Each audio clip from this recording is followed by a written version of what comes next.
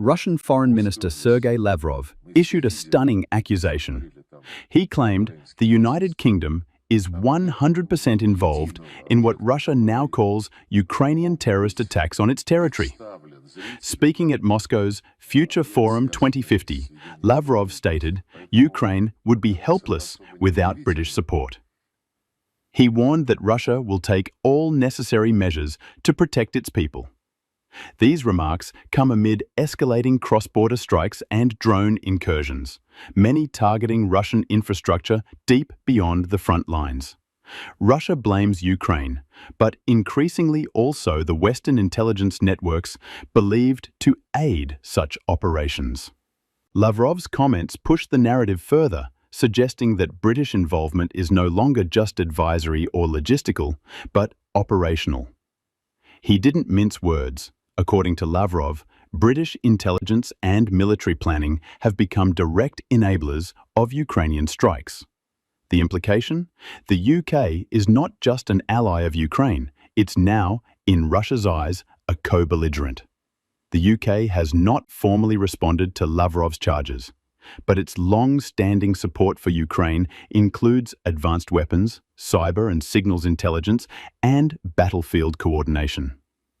British-supplied Storm Shadow missiles have struck targets deep in Crimea and mainland Russia. Whether this constitutes terrorist attacks or legitimate wartime action depends on one's geopolitical lens. Lavrov's statement isn't isolated. It reflects a deeper Russian strategy to isolate Ukraine by targeting its Western backers diplomatically. By labeling British involvement as full, Moscow may be laying the groundwork for retaliation beyond Ukraine's borders, or a legal justification for escalating military or cyber measures. Meanwhile, Lavrov also touched on US-Russia relations.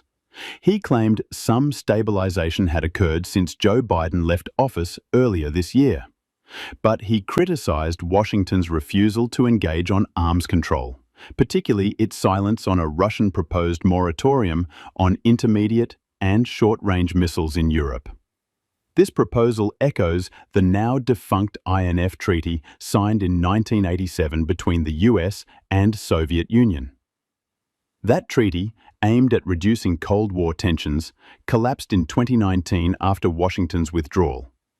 Since then, NATO has expanded missile deployments, especially in Eastern Europe, a development Moscow sees as a direct threat. In response, President Vladimir Putin pledged a unilateral moratorium. But with NATO ignoring this stance and the US refraining from negotiations, Russia appears increasingly ready to discard restraint. Lavrov's comments reflect that frustration as well as the broader East-West stalemate. So, what happens next? Lavrov's rhetoric signals a hardening Russian stance.